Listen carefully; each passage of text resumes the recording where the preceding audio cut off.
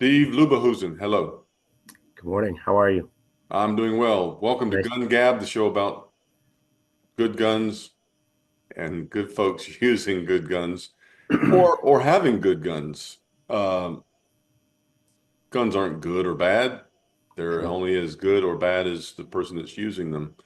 Agree. You're a friend of mine, a couple of years now. You and I have had chats. We haven't chatted about guns. The other day I saw you in Home Depot and Hmm. the subject of guns came up, and you said that you have one, two, or six guns. And I thought, well, good gracious, gun gab. Yeah.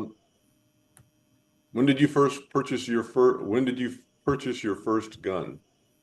It's been probably about 5 years ago. I didn't grow up with guns in my house, and my dad never had weapons or guns. He served in the National Guard and everything uh, when he was younger, but guns were never a discussion, never a topic. He never owned any in the house, and so I grew up, for a long time with no knowledge whatsoever of guns. Um, Never shot a gun and other things. What And then, happened 4 years? What happened 4 years? What happened 4 years ago? well, I mean, I'd been curious, and I had some friends at church that had taken me shooting, because once I became a Christian and found out some good guys to hang out with and other things, and I'm like, oh, these guys are really good, Christ loving followers and great people, but they also have guns. Oh, let me learn more about this. And so they took me shooting a couple times, just to the gun range, and I had some other friends similar that had had some gun discussions, and then the world went to heck, and COVID. My neighbor across the street, he had had some guns and had.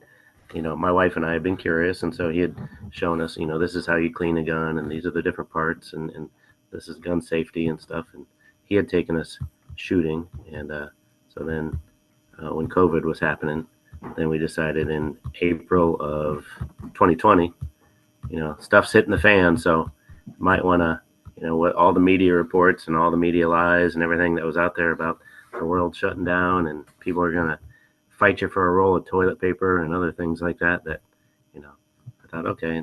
And so he took me just down the street here to Wrigley Guns and encouraged and I was in the mood to purchase, and I kind of bought a gun that I wasn't really comfortable with, but had to make a purchase because the store was packed with people, and so and you hear the story of lines at gun stores all around the country and weapons and ammunition and all that stuff, and you know, so it's the apocalypse. What's going to happen? So, but What what what was your first gun or pistol? I bought a Springfield handgun, 45 uh, ACP.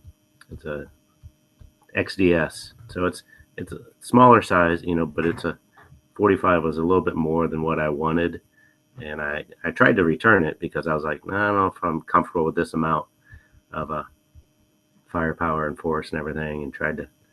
I had my eye on a 9 millimeter, but they didn't have any of those in stock at that time. So, but I took it. Why was it too powerful, or how was that if you don't fire it, why is that an issue? Good question. I mean, I hadn't really fired many guns, but I'd fired a 9 millimeter and fired a small little 22 and fired a 38 and stuff like that, and those seemed definitely doable, but hadn't fired a 44 or a 45, um, and so it Nine was. I nine just 9 millimeter refers to what? the caliber of the bullet. So So the bullets are 9 millimeters heavy width, I believe, with width. 115 grain is normal. I guess weight for the amount of gunpowder and stuff that's in it, but 9 millimeters a normal size, and so then we bought another gun. My wife, oh, you have one? I would like to have one as well for self protection or other means if stuff's hitting the fan like it is, and then we bought the same manufacturer, a Springfield, but she got a 9 millimeter. So The so you have two guns or three or four or five now, well, I purchased a third one this year. I bought my own 9 millimeter this year. and that's more comfortable for you. And that, yeah, that's a little bit. smaller size, but a little bit more comfortable, and it's I think it's going to be doable.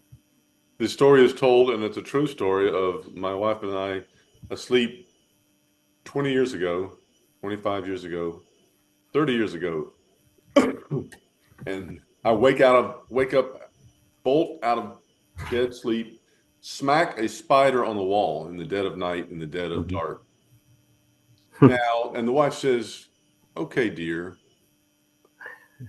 how did you know there was a spider on the wall in the dead of night, in the dead of the dark?" And I said, I dreamed it. All that's to say, we decided right then and there that if we ever had a gun in the house, I wouldn't have it beside me in my True. uh, nightstand. She would have it beside her in case I decided to shoot the spider. You see how it goes there. Yeah, yeah, Yeah. Oh, and so that begs the question, how do you yeah. get over the hump?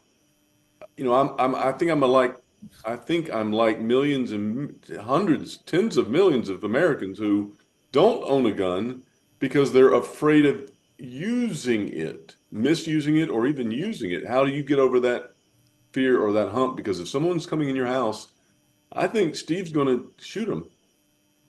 Well, that's a good question. I'm not sure. You gotta bridge that when you gotta cross that bridge when you get to it, and I'm not sure. I guess gun safety training is probably one of the best things you can do. Is being safe, and storage of firearms is probably the best thing that you can do, because that's another thing. I didn't want to own guns when I had kids, and all my kids are grown and out of the house basically by now. But I didn't want to have guns around, because you'd heard stories of kids finding guns and then playing with them and showing them to their friends, and I didn't want any of that.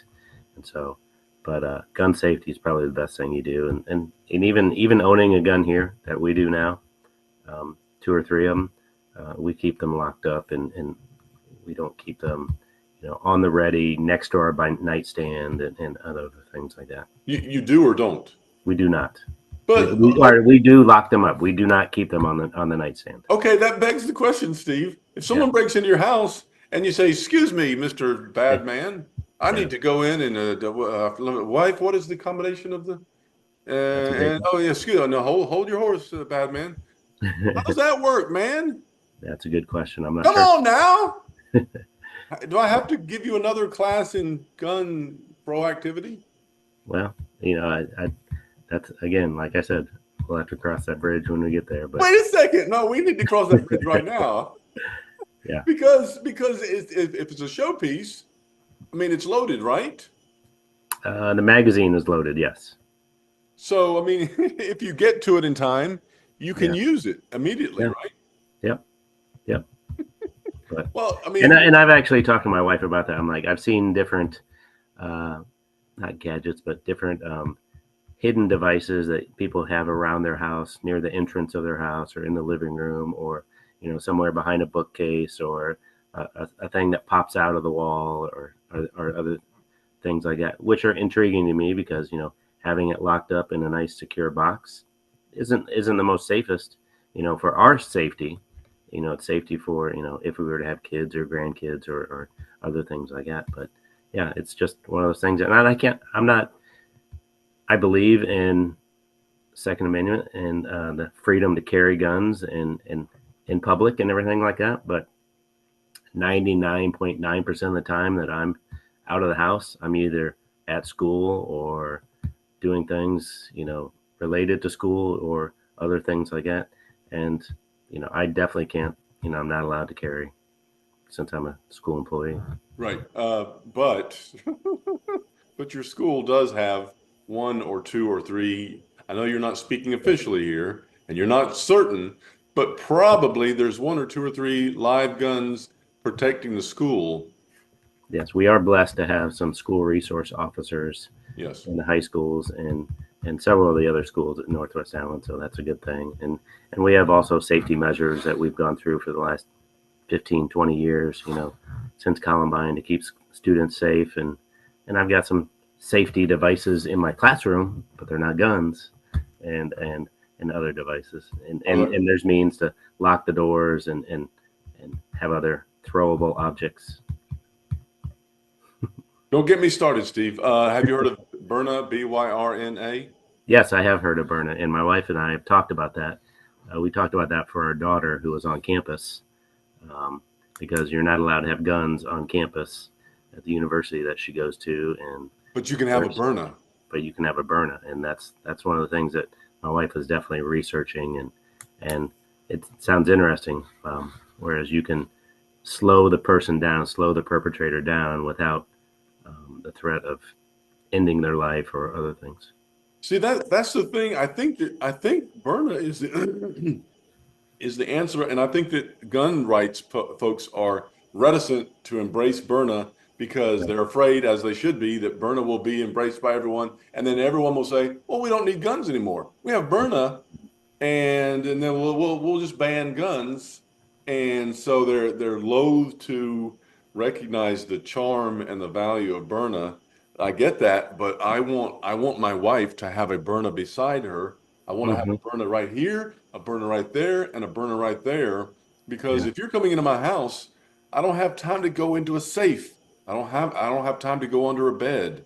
I Yeah. have time to grab what I grab and stop you without killing you. I have no interest in killing you. I have Yeah. every interest in stopping you. Stopping's the answer. Yes, and protecting your safety is one of the best things that you can do. And so that's a good question. I would love to to investigate that more. I want to know if some police force or some. I want to talk to Berna and say, who do you give me some case studies of folks that are using Berna and are using it effectively? I know that it's an effective Mhm. weapon, but I haven't heard of stories of it being used effectively in real life.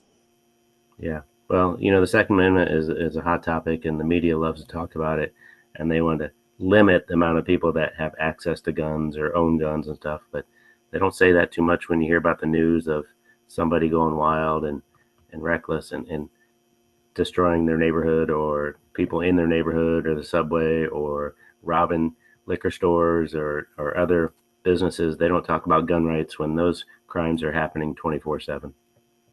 Amen, Steve. You've been a wonderful guest on GunGab. Thank you for your anecdotes and your experientials regarding guns in your life, in your upbringing, and in your house. Thank you, sir. You're welcome. All right, It's been bye. great. Take care.